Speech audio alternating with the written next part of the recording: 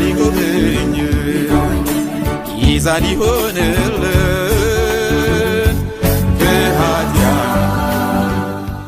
እንግዲህ በዚህ በፋሲካ በዓል አይሁዶች በሚያከብሩት አለና ያንን በዓል ለምን ክርስቲያናዊ አይሆንም? ክርስቲያናዊ ለምን ሲባል እነሱ የሚያከብሩትን ደብዛውን ለማጥፋት ነው። የፋሲካ በዓል የሚባል በዓል ጠፍቶ የክርስቲያን ፋሲካ ወይንም ደግሞ ትንሣኤ እንዲባል ስም ለመቀየር ሙከራ አደረገ። እንግዲህ ምናልባት ምን ያህል የአይሁዶች ካልቸር ጠንካራ እንደሆነ የሚገባን ከዚህ በኋላ ነው። ምክንያቱም የፋሲካ በዓል የሚባለው በዓል እስከ ዛሬ ድረስ አይሁዶች ዘንድ አልጠፋም። ምንም ያህል ደባና ሴራ ቢሰራለት አይሁዶች በጣም ለካልቸራቸው የሚጨነቁ አይነት ህዝቦች ናቸውና ይሄንን የትም ቢበተኑ የትም ቦታ እንደ ስንዴ በንዘራቸው ባህላቸውን የማይለቁት እነዚህ አይሁዶች ናቸው ማለት ነው። ከሌላው ህዝብ እንደተለዩ አድርገው ሁሉ ጊዜ በአእምሯቸው ራሳቸውን ስለሚስሉ የትም መጡ የት ባህሎቻቸውን ይዘው ነው የሚመጡት። መቼም አይረሱም፣ ለልጆቻቸው ያስተምራሉ አይሁዶችና። ነገር ግን ቆስጠንጢኖስ እንደዚህ ያደረገ ይህንን የአረማውያን አማልክት የፓጋኖችን ስነ ስርዓት ይህንን በዓል የማክበር ስነ ስርዓት ኦስታራ በሚባለው አምላክ ስም የሚከበረውን በዓል ክርስቲያናዊ ለማድረግ ሙከራ አደረገ። ያ ለመሳብ ታስቦ ነው እዛ ጀርመን አካባቢ ያሉ ሰዎችንም ጨምሮ እና እንደዛ በሚያደርግበት ጊዜ ግን ከፋሲካ ጋር ግንኙነት እንዲኖረው ለማድረግ ሙከራ አደረገ። የስም ፋሲካ የሚል ሰጥቶ ማለት ነው። የስም ፋሲካ የሚል ሰጥቶ እንደዛ ማድረግ ፈለገ ቆስጠንጢኖስ። ዘን የክርስቲያን ፋሲካ ተባለ። የክርስቲያን ፋሲካ የሚባል መጽሐፍ ቅዱስ ውስጥ የት እንዳለ አላቅም፣ ግን ተባለ ብቻ። የክርስቲያን ፋሲካ የሚባል ፋሲካ የለም፣ ወይም ትንሣኤ የሚባል በዓልም ከናካቴው የለም። እና እንደዛ አይነት ስም ሰጥቶት ይሄ የፋሲካ በዓል መከበር ጀመረ። የፋሲካ በዓል መከበር ጀመረ ማለት ነው። ስለዚህ ዋናው ዓላማና ሐሳቡ የአይሁዶችን ፋሲካ ማስቀረት ነው። ለምንድን ነው? አንዳንዴ ቸርች ሂስትሪን በምናጠናበት ጊዜ ላይ በደንብ አድርገን ወደ ኋላ በምንመለከትበት ጊዜ የሚያሳዩን አንዳንድ ነገሮች አሉ፣ ታሪኮች የሚነግሩን። ይሄም አይሁዶችን በተገናኘ ነው። አይሁዶች እንግዲህ ከዚህ ጀምሮ መጠላት ጀምረዋል እና በቤተ ክርስቲያን ጳጳሳትም ደግሞ የሚያስተምሩት አንድ አይነት ትምህርት ነበረ። ይህም ትምህርት ምን የሚል ነው? አይሁዶች ናቸው ኢየሱስ ክርስቶስን ያስገደሉት ወይም የገደሉት የሚል ትምህርት አለ። ወጥ የሆነ ትምህርት ነውና እነሱ እንደዛ በሚያደርጉበት ጊዜ በጲላጦስ ፊት ደሙ በእኛና በልጆቻችን ላይ ይሁኑ ብለዋል። ስለዚህ ልጆቻቸውም ሊሰቃዩ የሚገባቸው ናቸው። ኃጢአት የአባቶቻቸው ኃጢአት ነው በእነሱ የኖረው። አባቶቻቸው በአፋቸው መስክረዋልና ብለው ክርስቲያኖች አይሁዶችን ማሰቃየት በገናም ይሁን በተለያየ ጊዜ ላይ አይሁዶችን የማሰቃየት ልማድም የመጣው በዚህ ጊዜ ነው። እስከ ተወሰነ ጊዜ ለብዙ ሺህ ዓመታት በገና በዓል በሚከበርበት ጊዜ አይሁዶችን የማሰቃየት ባህል አለ። የገና በዓል የሚከበረው አይሁድ በማሰቃየት ነው። ይሄ ነው ክርስቲያናዊ አይደለም በዓሉ እንድንል የሚያደርገው። ታሪክ የሚነግረን እንደዚህ ነው የሚከበረው። በዓሉ ራሱ ሲከበር ምንድነው ክርስቲያናዊ የሚያደርገው? ክርስትና በእውኑ ሰዎችን ማሰቃየት ነውን? ክርስትና በእውኑ ሰዎችን መግደልና ማሳደድ ነውን? እንዲህ አይነት ክርስትና ከየት ነው የመጣው? መጽሐፍ ቅዱሳዊ የሆነው ክርስትና ሰዎች የሚያሳድዱትን አይስማመንም አይመቸንም ብለው የሚገፉትና የሚያሳድዱት ካገኟቸው ሰዎችን ደግሞ የሚገድሉት አይነት ክርስትና ነው። እንደዚህ አይነት ክርስትና ነው እኛ መጽሐፍ ቅዱስ ውስጥ የምናውቀው። አሁን ግን ክርስትናው ራሱ ሰዎችን የሚያሳድ ነው። በግድ ክርስቲያን ሁኑ እያለ አሳዶ መልኩ ምንም አይነት ልዩነት የለውም። ሮም ሄድን፣ ኢትዮጵያ መጣን፣ ምንም አይነት ልዩነት የለውም። የስም ልዩነት ነው ያለው። እዛ ካቶሊክ አለን፣ እዚህ ኦርቶዶክስ አለን። ሌላ ምንም አይነት ልዩነት የለውም። ያም ከመንግስት ጋር ቅይጥ ነው፣ ይሄም ከመንግስት ጋር ቅይጥ ነው። በተለይም ከነ አጼ ዘርዓ ያዕቆብ ዘመን በኋላ ያለው በጣም የተበላሸ ሙሉ ለሙሉ የተበላሸ እዛው እንዳለው አይነት በቃ ራሱ ሃይ ኮፒ እንደሚባለው ራሱ የሮሙ እዚህ ኮፒ ያደርጋል ማለት ነው። እዛም የሮም ካቶሊክ ሰዎችን ታሳድዳለች፣ ትገድላለች።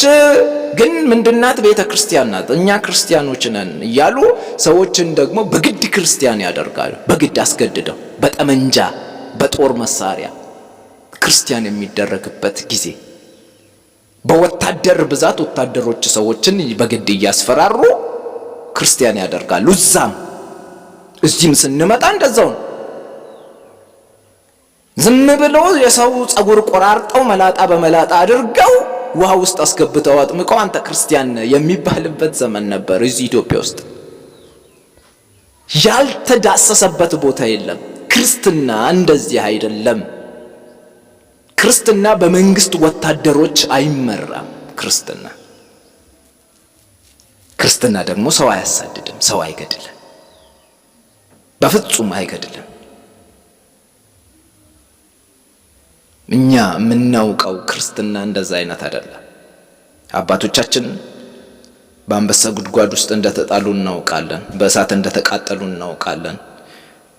የሰውም የምንም መላገጫና መሳለቂያ እንደነበሩ እናውቃለን እንጂ ሰው ላይ እንዳላገጡ አናውቅም።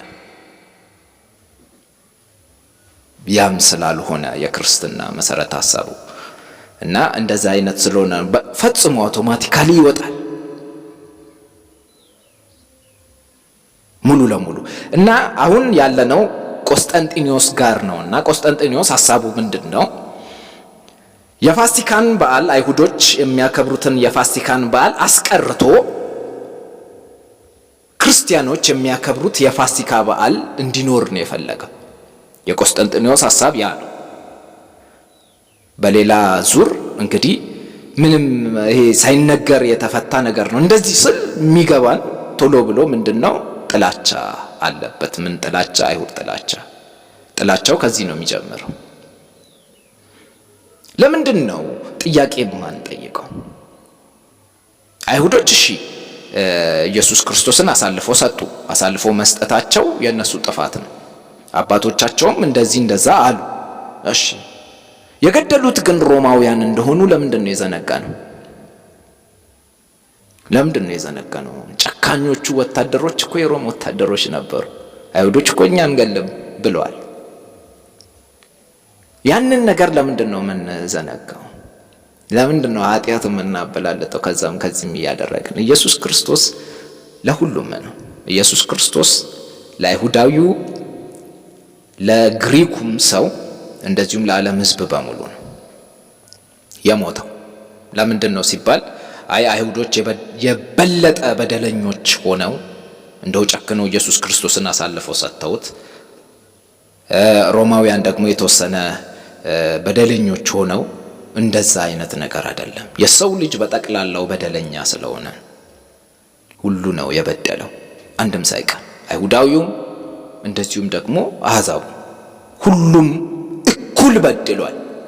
እኩል የእግዚአብሔርን ትእዛዝ ተላልፏል። ለዚህ ለዓለም ሁሉ የሚያስፈልገው አንዱ ኢየሱስ ነው። ያኔ ኢየሱስ ባይሰቀል እኛ ዛሬ አንድንም። ይህንን ማወቅ አለብንና እንደዛ ግን በታሪክ ሂደት ውስጥ በብዙ ታሪኮች መካከል እንደዚህ አይነት እንደው ክርስትናን የሚያሰድቡና ትክክል ያልሆኑ ነገሮች ተከናውነዋል። ይህንን ነገር ማወቅ ጥሩ ነው። በዓላቱም ከእንደዚህ አይነት ነገሮች ጋር መቀየጣቸውና አንድ ላይ የተያያዙ መሆናቸው በጣም የሚያስደነግጥ እና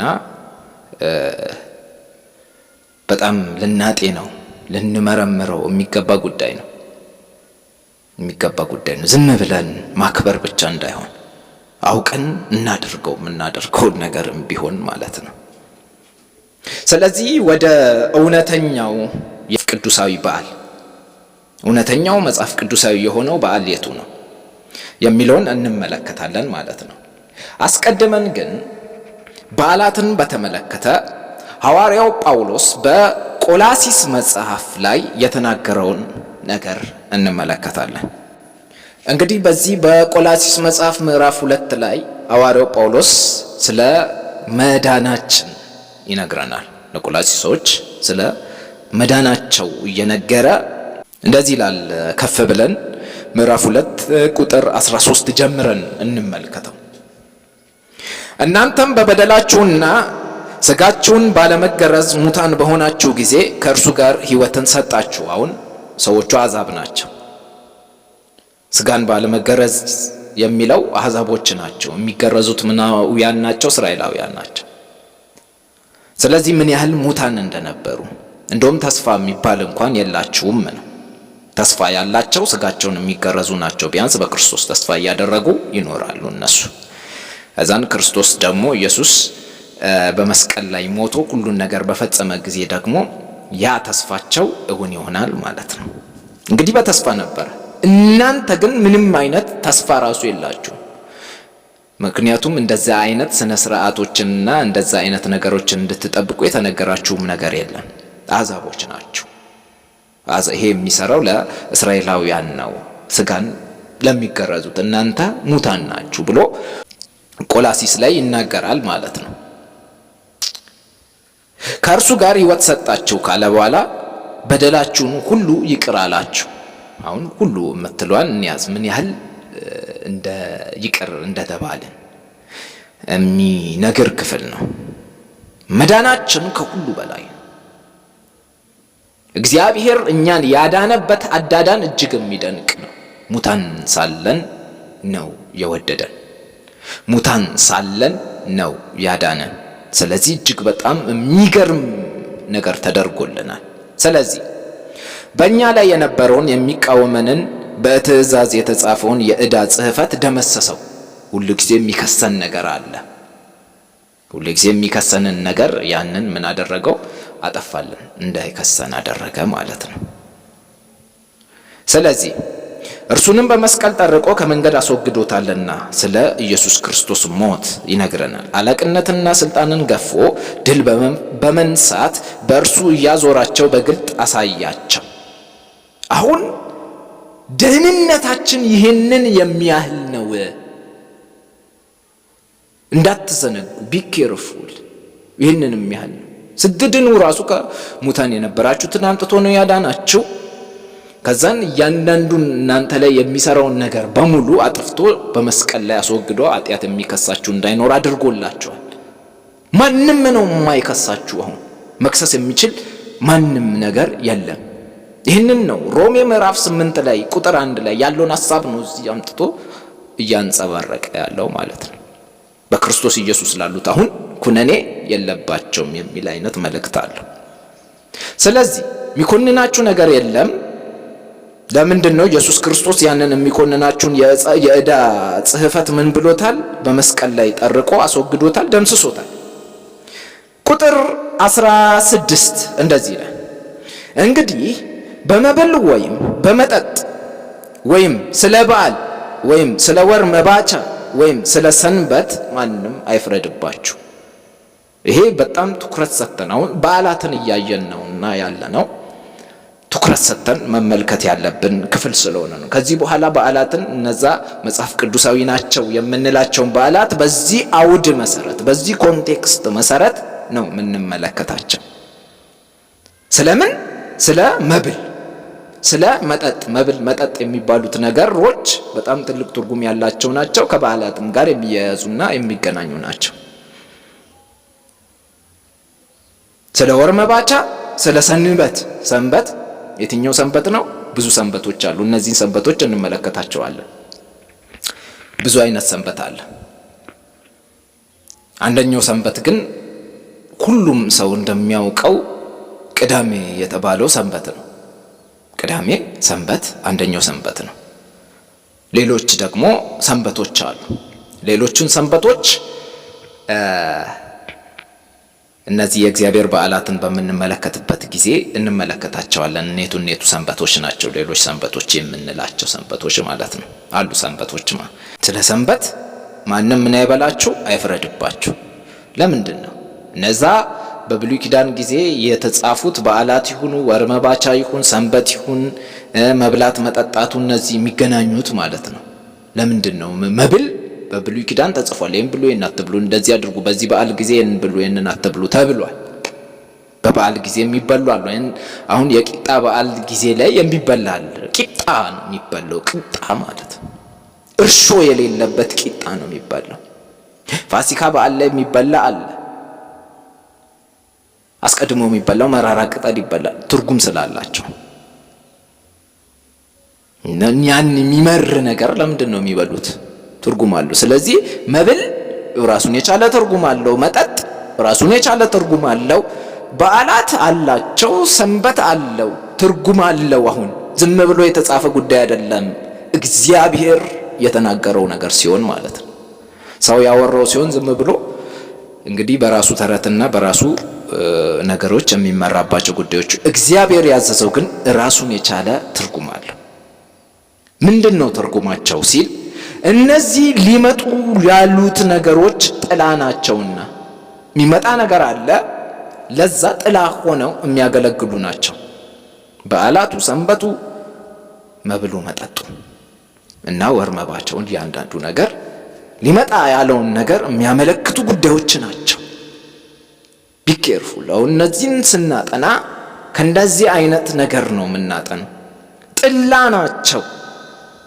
ጥላ ማለት ጥላ ነው። እንደምናውቀው መብራት ባለበት ስፍራ ላይ ብንቆም ምን አለ? የኛ የሆነ ጥላ አለ የሚታይ። ያንን ጥላ አይቶ ሰው ምን እንዳለ ማሰብ አለበት። አካል እንዳለ ያ ጥላ የሚገልጸው አካል አለ። የሆነ ሰው እየመጣ ነው ይላል የኔን ጥላ አይቶ ማለት ነው። እንደዛ ነው። ጥላ አለ። እነዚህ የሚገልጹት በጥላ መልክ ናቸው። የሚገልጹት ነገር የሚናገሩት ሊመጡ ያሉት ነገሮች አሉ። አካሉ ግን የማን ነው ይላል? የክርስቶስ ነው። እነሱ ጥላ ከሆኑ አካሉ የክርስቶስ ነው። በሌላ ቋንቋ ስለ ክርስቶስ የሚናገሩ ናቸው ሁላቸውም ነገሮች። ሁላቸውም ከዚህ በኋላ የምንመለከታቸው በዓላት ስለማን የሚናገሩ ናቸው? ስለ ኢየሱስ ክርስቶስ የሚናገሩ ናቸው። ኢየሱስ ክርስቶስ የነዚህ ነገሮች ምንድነው? አካል ነው። እነዚህ በዓላት አሁን ምን ብለው መጥተዋል ማለት ነው? አካል ለብሰው መጥተዋል። ኢየሱስ ሆነዋል በዓላቱ ማለት ነው። ኢየሱስ ሆነዋል። ስለዚህም ነው በአዲስ ኪዳን ላይ እንግዲህ እነዛን በዓላት ታዲያ ሰባቱን የምናያቸውን የምንመለከታቸውን በዓላት በአዲስ ኪዳን ላይ ብዙ ጊዜ በክርስትናው ሲከበሩ አንመለከታቸውም። ምናልባትም በመጀመሪያው 100 ክፍለ ዘመን ላይ ያሉት ክርስቲያኖች በተለይ አይሁዶች ስለነበሩ በብዛት አክብረዋቸዋል። አሁን ቆላሲስ ናቸው እነዚህ ሰዎች። ቆላሲሶች ግን እንዲያከብሩ አይጠበቅባቸው። ለዛ ነው ማንም አይፍረድባቸው የሚለው። እነ ጴጥሮስ አክብረዋቸዋል፣ እነ ጳውሎስ አክብረዋቸዋል። እነ ጴጥሮስና እነ ጳውሎስ ያከበሯቸው ለምንድን ነው? አይሁዳዊ ስለሆኑ የአይሁድ ካልቸር ጋር ተያይዞ ስላለ ነው።